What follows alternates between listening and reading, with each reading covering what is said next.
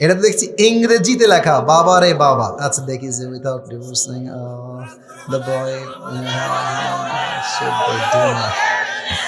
আগে কে দিয়েছো? আমি তোমাকে ধমক দিব না, আমি তোমাকে একদমই ধমক দিব না। কে আছো বলবা নাকি ভয় পাচ্ছ?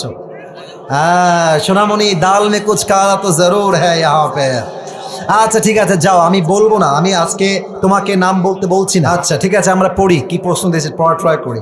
আসসালামু আলাইকুম হুজুর, টেক লাভ। ওয়ালাইকুম আসসালাম, প্লিজ আনসার, দয়া করে উত্তর দিবেন। আচ্ছা, আ গার্ল নেমড এ, মানে সে পরিপূর্ণ নামটা উল্লেখ করে নাই, ঠিক আছে।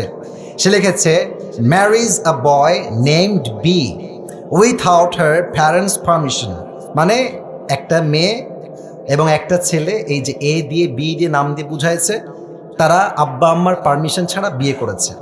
After some days the girl named A, ওই মেয়েটা, এ নামের মেয়েটা দূরে চলে গেছে।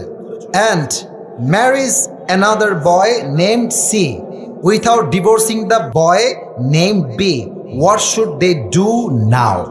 That's a very important question. সে প্রশ্ন করেছে কি, আমি বুঝাচ্ছি আপনাদেরকে, আমি আবারও পরে জাস্ট ট্রান্সলেশন করছি বোঝাবার স্বার্থে। A girl named A marriage a boy named B, একজন এ নামের ছেলে বি নামের মেয়েকে বিয়ে করেছে পারমিশন ছাড়া, উইথাউট হার প্যারেন্টস পারমিশন, কোনো অনুমতি ছাড়াই বিয়ে করেছে।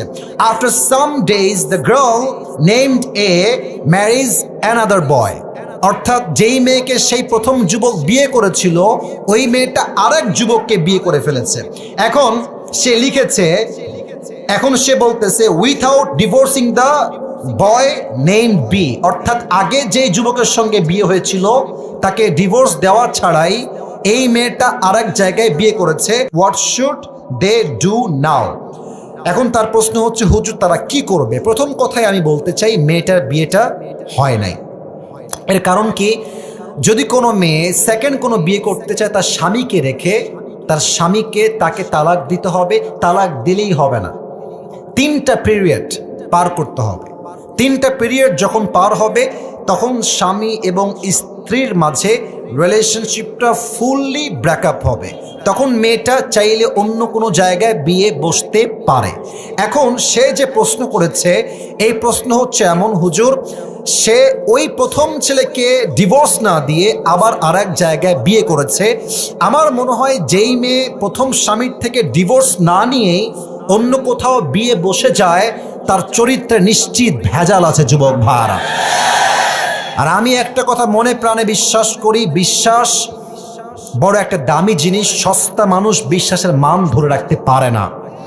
যেই মেয়েটা তোমাকে ডিভোর্স না দিয়েই বিয়ে করেছে, মনে রাখবা ওইটা আসলে সেকেন্ড টাইম তোমার বউ হওয়ার যোগ্যতা রাখে না, ওকে ডিভোর্স দেওয়াই উত্তম হবে।